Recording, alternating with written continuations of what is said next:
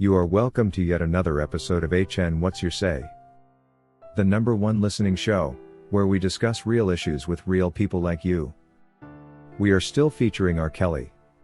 Real name Robert Sylvester Kelly. Also known as the R&B King. The law is clear, Congress is barred from enacting ex post facto laws. That's what the Constitution says.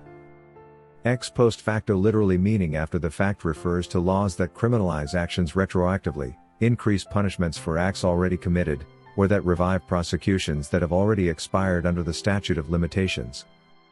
It's a principle rooted in fairness. Individuals are entitled to know at the time they act what is legal and what is not. This is fundamental to the American justice system, a safeguard against arbitrary or retrospective punishment. Yet in R. Kelly's case, we are confronted with a troubling discrepancy between the literal meaning of the law and its application. The conduct for which he was prosecuted occurred decades before 2013. Then in 2013, changes were made to the statute of limitations on child sexual abuse cases. These changes were applied to him despite the fact that the acts themselves had long preceded the amendment. In the plainest sense, the law was applied after the fact. Precisely what anti-ex post facto laws prohibit. Courts, however, have drawn a vague distinction. They assert that extending a statute of limitations is permissible for as long as the original limitations period has not yet expired. This principle was established in the landmark Supreme Court case of Stogner v. California in 2003. The court struck down California's attempt to revive time-barred prosecutions, ruling it unconstitutional. But the court twists this, suggesting that if the limitations period is still ongoing, extending it is not considered an ex post facto violation. In other words, they argue that the legal system allows retroactive changes if the defendant has not yet obtained a vested right to immunity. But here lies the problem in R. Kelly's case. Many of the alleged acts took place decades prior to 2013, long before any statute extension. Clearly, applying the 2013 extension to him constitutes exactly the type of retroactive punishment the Constitution forbids. And this raises the legitimate question of whether his prosecution respected the very legal boundaries designed to protect defendants from retroactive laws. Consider the broader implications.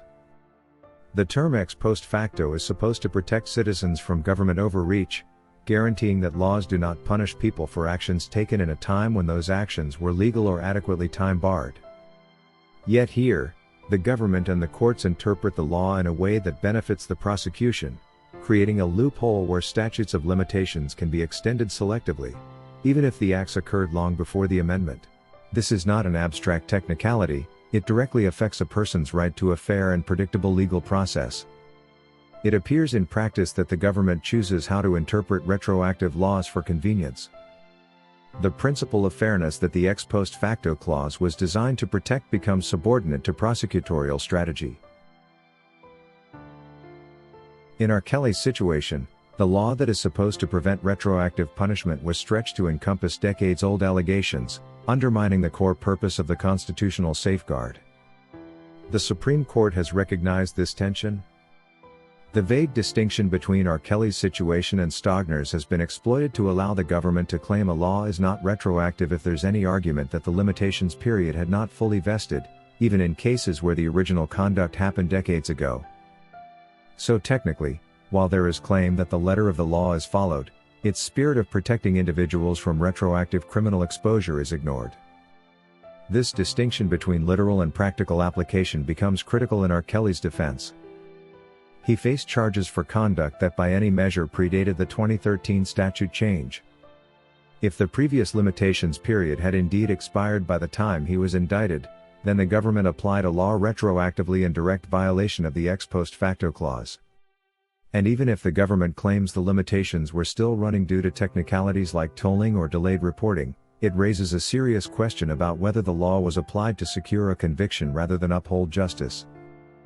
Furthermore, this selective application of retroactive statutes creates a dangerous precedent. The law is no longer an impartial arbiter but becomes a tool in the hands of prosecutors. The constitutional protections meant to prevent arbitrary or unfair legal action are rendered flexible, contingent on prosecutorial interpretation rather than on strict adherence to the principle that one cannot be punished for acts committed outside the legal timeframe.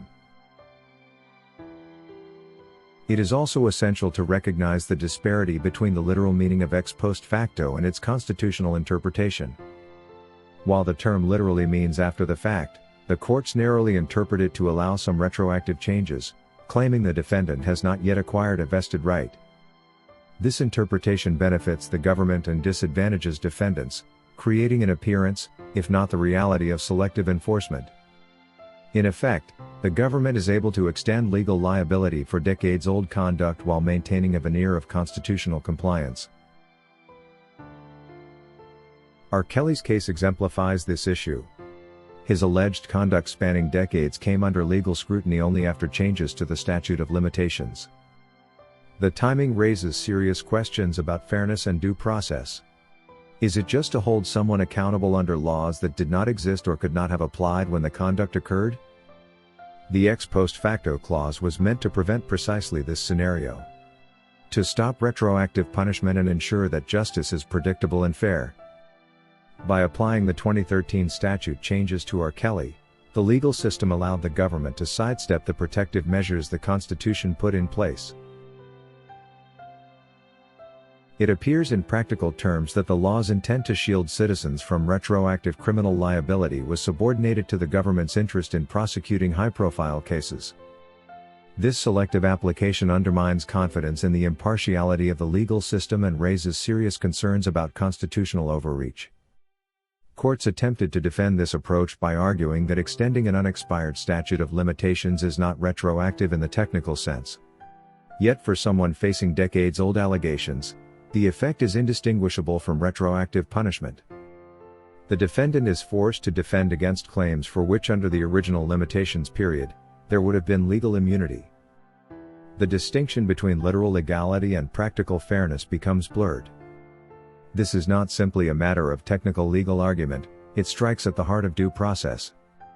Individuals are entitled to rely on the law as it exists at the time of their actions. The ex post facto clause exists to prevent the government from moving the legal goalposts after the game has ended.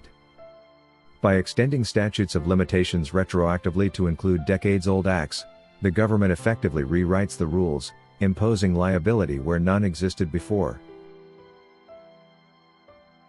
In conclusion, the application of the 2013 statute changes in R. Kelly's case raises fundamental questions about fairness, constitutional protection and the proper role of the government in criminal prosecution. The ex post facto clause designed to prevent exactly this type of retroactive punishment was circumvented through selective interpretation. Whether the statute of limitations had technically not expired or not before the amendment, the effect was the same. R. Kelly faced charges for acts that had occurred long before the law permitted prosecution. This demonstrates a troubling flexibility in the legal system. One that allows the government to pursue high-profile defendants while sidelining constitutional protections. It highlights the need to scrutinize how retroactive laws are applied and whether defendants' rights to fair and predictable justice are being respected. The law by design should protect individuals from retroactive punishment. In R. Kelly's case, that protection was arguably ignored, raising serious concerns about constitutional overreach, selective enforcement and the true fairness of the prosecution. That is all we had for you today on HN What's Your Say? To keep updated whenever we post a new video, subscribe to this channel now. Also remember to hit the bell icon and enable notifications. And feel free to share your opinions with us in the comment section below, and let us know if you would like us to publish your views in our next release. We value all our subscribers' opinions.